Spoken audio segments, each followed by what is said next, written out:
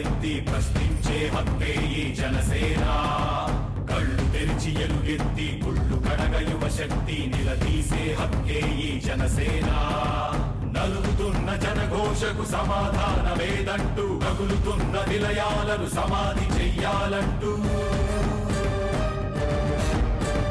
నరం నరం పెళ్ళుమికే సామాన్యుడి సమర స్వరం పద పదమని మొదలైనది మరో మహాప్రస్థానం.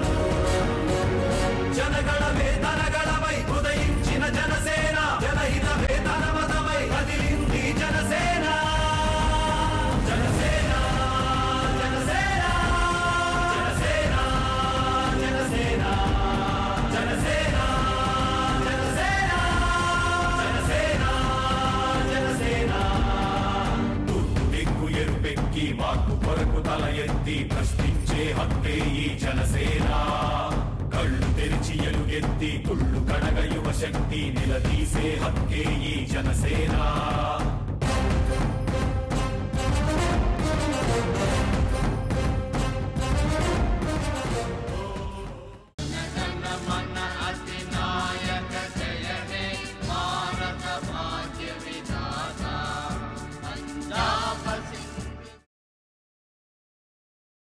దేశ ప్రజలందరికీ ప్రతి ఒక్కరికి, ముఖ్యంగా మన తెలుగు రాష్ట్రాల ప్రజలందరికీ ప్రతి ఒక్కరికి నా హృదయపూర్వక స్వాతంత్ర దినోత్సవ శుభాకాంక్షలు.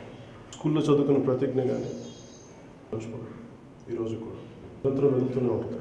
అందుకని నేను చిన్నప్పటి నుంచి స్వాతంత్ర సమరయోధుల కథలు చదివి వాళ్ళ త్యాగాలు వాళ్ళ త్యాగాలు చేసిన త్యాగాల గురించి తెలుసుకొని విపరీతంగా ఇన్స్పైర్ అయిన వ్యక్తిని.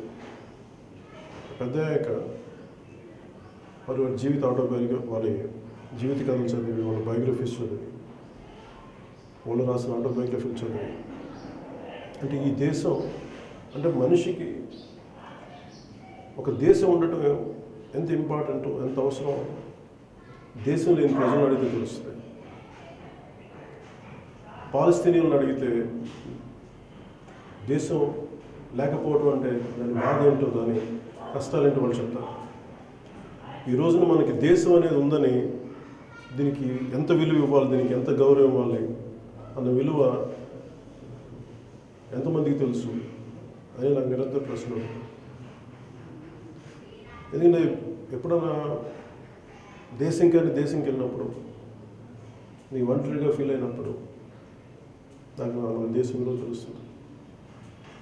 అలాగే నేను చాలాసార్లు ఒకసారి పాలిస్తీన్ వెళ్ళినప్పుడు వాళ్ళు కోరుకునేది ఎలా ఏంటంటే, మాకు మా దేశం కావాలి, వాళ్ళకు ఒక దేశం ఉండాలని. అంటే మనకి భారతదేశం అనేది రావడానికి కొన్ని వందల సంస్థానాలు, పెద్ద సంస్థానాలు, చిన్న సంస్థానాన్ని విలీనమై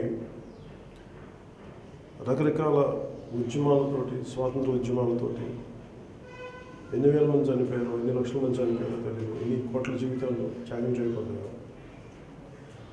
అలాగే దేశం పాకిస్తాన్ భారతదేశం రెండుగా విడిపోతున్నప్పుడు ఎన్ని లక్షల్లో నరకబడ్డారో, ఎన్ని లక్షల మంది మహిళలు మానభంగాలకు గురైనా తెలుసుకున్నప్పుడల్లా గుండె తరుక్కుపోతుంది. అంటే నిజంగా అవన్నీ ప్రతి ఒక్కరు తెలుసుకోవాలి.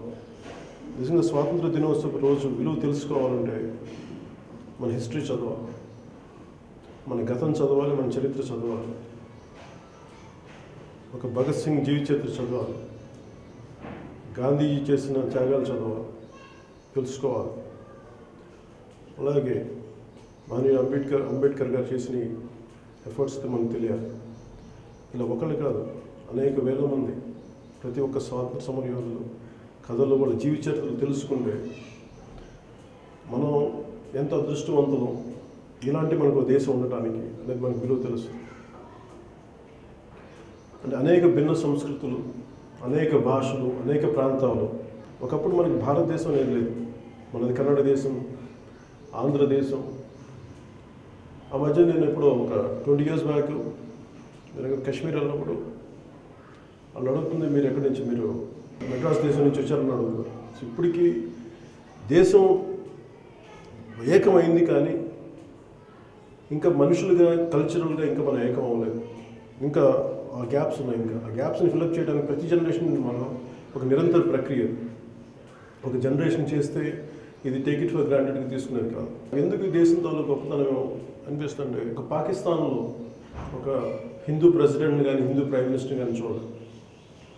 కానీ ఈ దేశం తాలూ గొప్పతనం ఏంటంటే, ఒక ముస్లింని, అబ్దుల్ కలాం గారు లాంటి వ్యక్తుల్ని, జాకీర్ హుస్సేన్ గారి లాంటి వ్యక్తుల్ని, అలాగే ఫ్రాంటియర్ గాంధీ అని చెప్పి ఆయనకు కూడా మనం ఎంత గౌరవిస్తాం, ఖాన్ అబ్దుల్ గఫూర్ ఖాన్కి, అది ప్రతి ఒక్కరికి తెలియదు. ఎందుకంటే నేను 2 days బ్యాక్ మొన్న నేను CNN ఒక ఛానల్ చూస్తుంటే, Pakistan cricketer, current Pakistan politician, ఇండియాలో మేము ఏవైతే భయపడ్డామో ఫెడరల్ స్ట్రక్చర్ మిస్ అయిపోతుంది, అలాగే ఆ భిన్నత్వంలో ఏకత్వం అనేది మిస్ అయిపోతుందని చెప్పి ఆయన చాలా ఆ విధంగా మాట్లాడుతున్నా నాకు అనిపించింది. నాకు మనసులో మెదిలింది ప్రశ్న, ఎప్పుడైనా సరే ఒక హిందువుని మీ దేశంలో పాకిస్తాన్ ప్రెసిడెంట్గా మీరు చూపించగలరా? హిందువుల ప్రాణాలకి మీరు నిజంగా రక్షణ కల్పించగలరా? ఇవన్నీ చూస్తే మన భారతదేశంలో మనకి ఇలాంటి బాధలు ఏం లేవు. ఖచ్చితంగా కొంత ఇబ్బందులు ఉన్నాయి కొన్ని చోట్ల, అది ఏ దేశంలోనే ఉండేవే. ఒకసారి ఎక్కువ వచ్చు, ఒకసారి తక్కువ వచ్చు, రకరకాల విధి విధానాలు ఉన్నాయి. కానీ ఎవరికైనా సరే ఒక సాటి మనిషికి, ఏ కులమైనా కానీ, ఏ ప్రాంతమైనా కానీ, ఏ మతస్థుడైనా కానీ, ఒకరికి అన్యాయం జరుగుతున్నప్పుడు వాళ్ళకి మద్దతుగా, వాళ్ళ అన్యాయానికి మేము ఎదిరిస్తాం, వాళ్ళకి అన్యాయం జరుగుతుంది, మేము నిలబడతామని చెప్పే గొంతులు కొన్ని కోట్ల గొంతులు ఉన్నాయి ఈ దేశంలో. అది నాకు ఎందుకు అది బలంగా పాకిస్తాన్కి, ముఖ్యంగా ఇమ్రాన్ ఖాన్ చెప్పాలనిపించింది. చెప్పే స్థాయిలో నేను లేదు, కానీ బట్ ఎక్కడో ఇది నా మనసులో భావన. ఎందుకంటే ఇది మనకు ఇమ్రాన్ ఖాన్ ప్రతి ఒక్కరికి తెలియాలి ఇది. ఎందుకంటే ఈ దేశంలో ఎంత స్వేచ్ఛ ఉందంటే, ఒక హిందువు దేవుణ్ణి కూడా తిట్టి అందరూ దాన్ని అర్థం చేసుకోగలిగే అంత సహనం ఉంది ఈ దేశంలో. నేనేం కోరుకుంటానంటే, ఈ దేశంలో ప్రతి ఒక్కరూ పరమత సహనం అనేది కంపల్సరీగా కావాలి, అర్థం చేసుకోవాలి, భిన్న సంస్కృతిని అర్థం చేసుకోవాలి. అంతేగాని ఒక భాషని కానీ, ఒక సంస్కృతిని కానీ మిగతా వాళ్ళపైన మనం రుద్దితే అది ఖచ్చితంగా అసమానతలకి, గొడవలకి దారితీస్తాయి. అలాంటివి జరగకుండా ఉన్నత ఆలోచన విధానం రాజకీయ నాయకులు ఇది సామాన్య ప్రజల్లోకి, యువతలోకి, పిల్లల్లోకి ఇది వాళ్ళ భావజాలను ప్రవేశపెట్టాల్సిన అవసరం ఉంది. ఇది జనసేన తరఫున నేను కోరుకునేది ఏంటంటే, మేము పోరాటం చేసేది కూడా ఈ దేశం అందరిది, అన్ని కులాలకి, అన్ని మతాలకి, అన్ని సంస్కృతులకి, అన్ని భాషలకి సమానమైన గౌరవం, సమానమైన స్థాయి ఇవ్వగలిగే దేశం. మధ్యలో కొంతమంది వారి స్థాయిని, వారి ఆలోచన విధానం బట్టి, వారి స్వార్థాలను బట్టి దేశాలు రకరకాలుగా ఆలోచించవచ్చు, విభజించవచ్చు. కానీ spirit of nation, spirit of this country is always united. We stand for one India. We stand for one Bharat. Jai.